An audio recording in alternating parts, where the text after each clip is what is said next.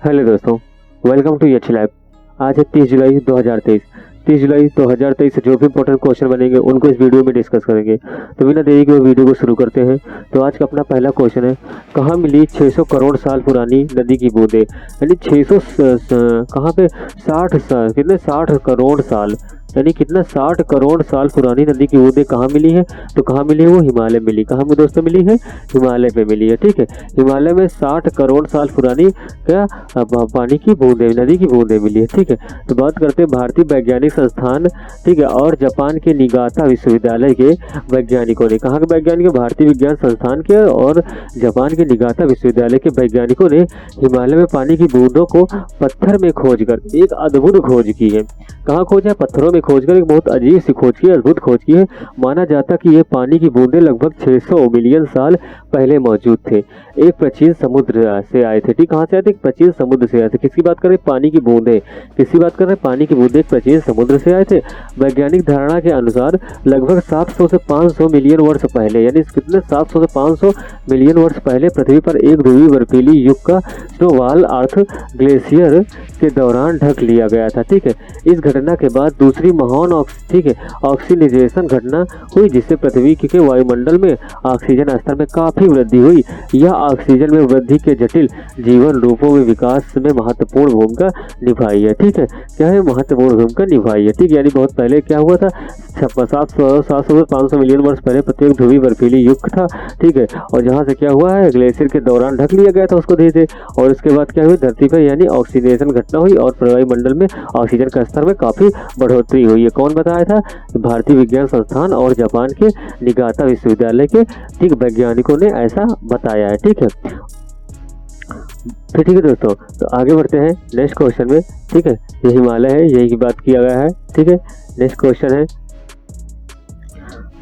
है अपना, next question जो अपना है, किसने बताया कि 2030 तक भारत की जो जीडीपी है 6 ट्रिलियन डॉलर तक पहुंच जाएगी। यानी 2030 तक भारत की जो जीडीपी है कितना 6 ट्रिलियन पार तक पहुंच जाएगी, डॉलर तक पहुंच जाएगी। किसने बताया है, तो किसने बताया, स्टैंडर्ड चार्टर्ड रिसर्च ने। किसने बताया है, स्टैंडर्ड चार्टर्ड रिटर्न ने बताया। ठीक है, अब स्टैंडर्ड चार्टर्ड रिसर्च की बात आई है तो स्टैंडर्ड चार्टर्ड रिसर्च की बात कर लेते हैं। ठीक है, भारतीय की आर्थिक यात्रा में सबसे महत्वपूर्ण मील का पत्थर में से एक 2030 तक यानी प्रति व्यक्ति की आय कितना दुगना बताया गया है।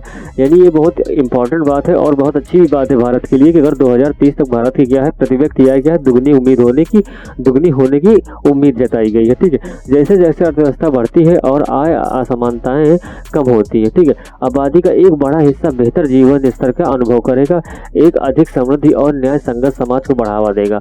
वर्तमान में भारत की जो जीडीपी है लगभग 3.5 ट्रिलियन डॉलर है। ठीक है, और फाइनेंस ईयर 2022 तक प्रति व्यक्ति आय क्या है, 2450 डॉलर है। ठीक है, इतना 2022 में कितना था, 2450 डॉलर है। ठीक है, और धीरे धीरे क्या है, इसको बढ़ने की उम्मीद है और 2030 तक कितना बताया गया है, ये दुगना लगभग हो जाएगा, जितना भी अभी है इसका दुगना हो जाएगा। कब तक, 2030 तक। ठीक है दोस्तों, 2030 तक क्या हो जाएगा, दुगना हो जाएगा। ठीक है दोस्तों, नेक्स्ट क्वेश्चन की बात करते हैं। तो नेक्स्ट क्वेश्चन है, भारतीय रक्षा और आंतरिक क्षेत्र में तेजी से आगे बढ़ते हुए किस स्टार्टअप को मिला बड़ा अनुदान। तो किसको मिला, पिक्सेल को। किसको मिला है, पिक्सेल को बहुत बड़ा अनुदान मिला है। ठीक है, अगर हम पिक्सेल की बात आई तो पिक्सेल की बात कर लेते हैं। ठीक है, ये पिक्सेल है। ठीक है, प्रसिद्ध स्पेस टेक स्टार्टअप पिक्सेल, यानी प्रसिद्ध स्पेस टेक स्टार्टअप पिक्सेल, यानी कौन सा स्पेस स्टार्टअप है पिक्सेल, जिसे गूगल, ब्लूम वेंचर्स और ओमनीवोर वीसी जैसी प्रसिद्ध इकाइयों ने समर्थन किया है। ठीक है, यानी इसके समर्थन कौन, बड़ी बड़ी जैसे गूगल हो गया, वेंचर्स, ब्लूम और इस तरह की बड़ी बड़ी कंपनियों का क्या समर्थन किया है। ठीक है, कि भारतीय रक्षा मंत्रालय द्वारा स्थापित आईडेक्स, ठीक है, इनोवेशन फॉर इन्फेक्स एक्सीलेंस से महत्वपूर्ण अनुदान प्रदान किया गया है। ठीक, महत्वपूर्ण अनुदान प्रदान किया गया है। अवैध सहमत की क्षितिज अखंडवाल द्वारा 2019 में स्थापित पिक्सेल है वो क्या है, हाइपर स्पेक्ट्रल इमेजिंग उपग्रह को तैयार करने में माहिर है।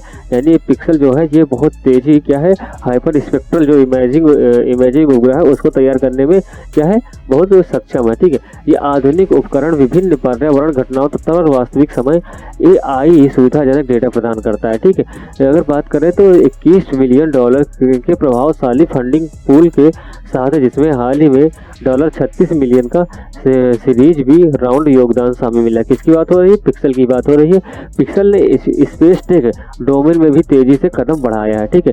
यानी जो पिक्सल है वो क्या है, किसे स्पेस टेक में डोमेन में भी बहुत तेजी से कदम बढ़ाया, ठीक है। पिक्सल क्या है? स्टार्टअप है, ठीक है, स्टार्टअप कंपनी है, ठीक है, जो भी उपग्रह वगैरह भी बनाने का काम कर रही है, ठीक है। तो दोस्तों नेक्स्ट क्वेश्चन की ओर आते हैं। तो अपना नेक्स्ट क्वेश्चन है ठीक है। नेक्स्ट क्वेश्चन है 2023 के लिए क्रिसिल की कारपोर्ट बैंकिंग रैंकिंग में किसने एसबीआई को पीछे छोड़ दिया है? तो यानी एसबीआई को पीछे कौन छोड़ दिया है, ठीक है, किसकी रैंकिंग में? क्रिसिल की कारपोरेट बैंकिंग की रैंकिंग में। क्रिसिल की कारपोरेट बैंकिंग रैंकिंग में किसने एसबीआई को पीछे छोड़ा? तो एसबीआई को पीछे छोड़ा है एचडीएफसी ने, ठीक है। एचडीएफसी ने बहुत बड़ा बैंकिंग नेटवर्क हो गया, इसने क्या किसको छोड़ दिया पीछे? एसबीआई को ही पीछे छोड़ दिया। तो एसबीआई की बात कर लेते हैं दोस्तों। कॉर्पोरेट बैंकिंग क्षेत्र में एचडीएफसी बैंक ने उल्लेखनीय प्रदर्शन किया, जिससे क्रिसिल की रैंकिंग में भारतीय स्टेट बैंक एसबीआई को पछाड़ने में सक्षम हो गया, ठीक है।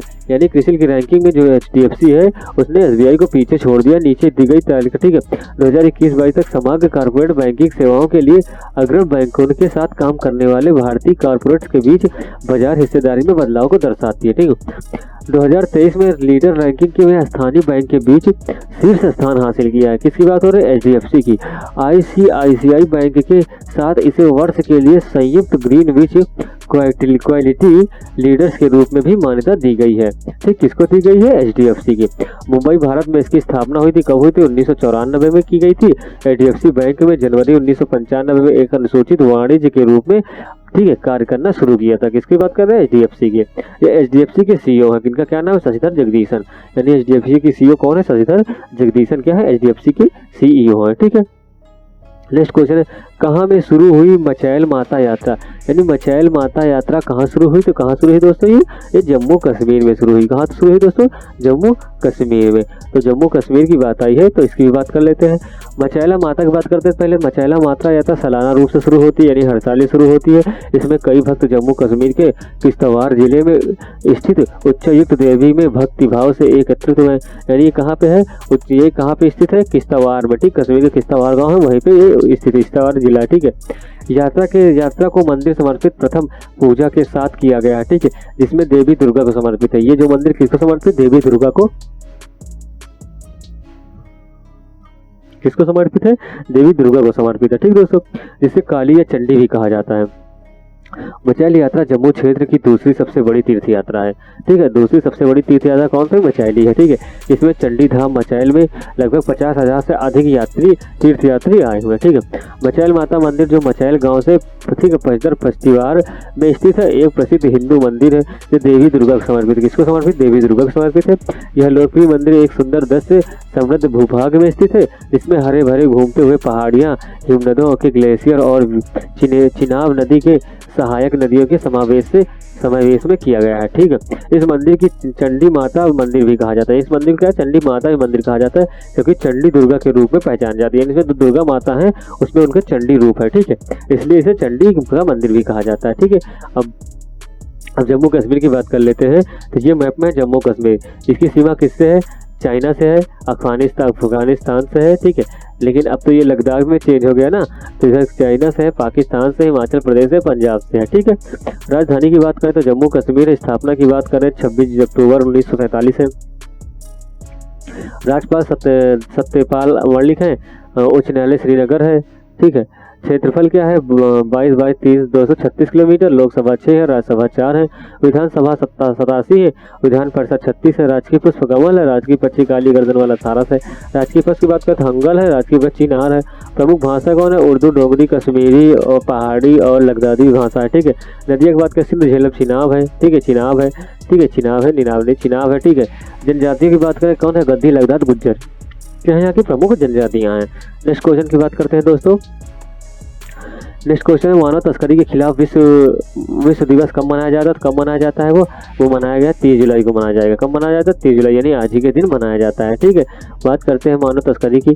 ठीक है, तो इसकी जो थीम है वो क्या है? Research every victim of trafficking leave no one behind. ठीक है, reach every victim of trafficking leave no one behind. बात करते हैं मानव तस्करी एक आपराधिक कृत्य है जिसमें महिलाओं, बच्चों और पुरुषों के शोषण होते हैं। किससे होते हैं? महिलाओं, बच्चों और पुरुषों का शोषण होता है। ठीक है, इसमें इन्हें श्रम और यौन कार्य से भी विभिन्न रूपों में मजबूर किया जाता है। इनके विभिन्न कार्यों के लिए इन्हें मजबूर किया जाता है। ड्रग्स एंड क्राइम पर संयुक्त राष्ट्र कार्यालय यूनेस्को ने 2003 के बाद दुनिया भर में पाए गए लगभग 22,05,000 तस्करी पीड़ित का डेटा एकत्रित किया है। ठीक है, 22,05,000 तस्करी जो पीड़ित हैं उनका डेटा किसने एकत्रित किया? यूनेस्को ने एकत्रित किया। ठीक है दोस्तों, बढ़ते हैं नेक्स्ट क्वेश्चन की ओर। तो नेक्स्ट क्वेश्चन है श्रीलंका के राष्ट्रपति ने 13वां संशोधन लागू करने का आग्रह किसने किया है? यानी श्रीलंका के राष्ट्रपति 13वां संशोधन लागू करने के लिए किसने किया? भारत है। ठीक है, भारत ने किया। भारत कौन है? भारत के प्रधानमंत्री नरेंद्र मोदी ने किया। किसने किया है?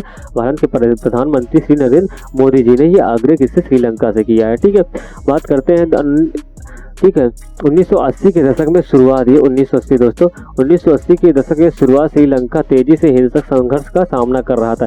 इस संघर्ष का पता 1948 में ब्रिटेन से आज़ादी से लगाया जा सकता है। उस समय लंबी सिंघली बहुमत संस्कार अस्तित्व में आई थी। ठीक है, तो उसने एक कानून पारित कर दिया था जिसे तमिल अल्पसंख्यक आबादी के खिलाफ भेदभाव होने, यानी जो तमिल वहाँ रहते थे उनके साथ क्या हुआ? भेदभाव करने लगे थे। ठीक है, श्रीलंका दक्षिण एशिया में एक द्वीप है, यानी दक्षिण एशिया का जो आधिकारिक राजधानी क्या है? जयवर्धनेपुरम कोट्टे है। क्या है? श्री जयवर्धनेपुरम कोट्टे है। ये दक्षिण एशिया है।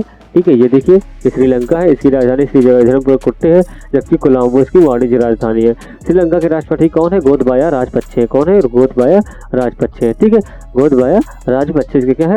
इसकी राष्ट्रपति है। ठीक है, ये सीमा देख लीजिए, बे ऑफ बंगाल, ठीक है, गल्फ ऑफ म्यांमार और इंडियन ओशन, इनसे इसकी सीमा लगी हुई है। ठीक है, बात करते हैं नेक्स्ट क्वेश्चन की।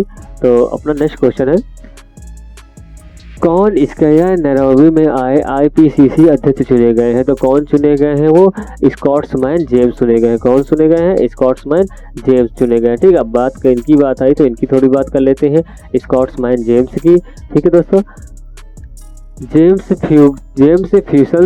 स्कैया ने संयुक्त राज्य अमेरिका के उपाध्यक्ष थेल्मा क्रून कोरन ऑफ में हरा दिया। किसको हरा दिया? थेल्म क्रून कोरन में हरा दिया। ठीक है, क्या है? Inter governmental panel on climate change में, यानी आईपीसीसी के नए चेयरमैन के रूप में चुने गए हैं। ठीक है, स्कैया ने 90 वोटों से जीता है। कितने वोटों से जीती है? 90 वोटों से जीती है, जबकि क्रूग ने, ठीक है, क्रूग ने 69 वोटों से जीती है। ठीक है, क्रूग को एक आईपीसीसी के उपाध्यक्ष और ब्राजील के राष्ट्रीय यांत्रिक संस्थान के पूर्व शोधकर्ता थे। ठीक है, आईपीसीसी की मामले की जो आईपीसीसी है इसकी पहली मामले चेयर बने के मौका चूक गई। ठीक है, किसकी बात किया जा रहा है? ये किसकी बात किया जा रहा है? ये किसकी बात किया जा रहा है? तो चूक गई है। ठीक है, तो कौन? क्रूग है। ठीक है, क्रूग क्या हुआ? चूक गई है। ठीक है, फिर बात करते हैं आईपीसीसी यानी अंतर सरकारी जलवायु परिवर्तन पैनल एक राष्ट्रीय निकाय है जिसकी स्थापना कब हुई? तो 1988 में की गई थी। यह एक वैज्ञानिक संगठन है जो जलवायु परिवर्तन प्रभाव और सामूहिक अनुकूल के समाधान रणनीतियों पर विश्वसनीय जानकारी का मूल्यांकन और प्रदान करने के लिए जिम्मेदार है। ठीक है, यानी ये कौन सी, मतलब जलवायु पे जो भी जानकारी होती है वो प्रदान करती है। कौन? आईपीसीसी। ठीक है, तो जीते कौन है? जिम स्कैया। ठीक है, जिम स्कैया जीते हैं। ठीक है, हारी कौन है? क्रूग हारे हुए हैं। ठीक है, अब बात करते हैं जलवायु परिवर्तन अंतर सरकारी पैनल आईपीसीसी की स्थापना कब हुई थी? 1988 में हुई थी। संस्थापक बर्ट्स बोलिन थे। मुख्यालय कहाँ? जिनोवा स्विट्जरलैंड में। कहाँ मुख्यालय है? जिनोवा स्विट्जरलैंड में है। ठीक है, तो ठीक है दोस्तों, आज के लिए इतना ही। अगर आपको वीडियो अच्छा लगा हो तो आप लाइक कीजिएगा, शेयर कीजिएगा और इसे सब्सक्राइब कीजिएगा।